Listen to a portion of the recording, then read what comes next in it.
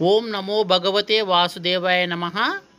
అభ్యాసయోగయుక్తేన చేతసా నాన్యగామినా పరమం పురుషాం దివ్యాం యాతి పార్థానుచింతయన్. కవిం పురాణమనునాసితారం అరుణోరణీయాం సమనుస్మవేద్యః సర్వస్తదాచారామచింతరూపం ఆదిత్యవర్ణం తమస్తత్పరస్తాత్.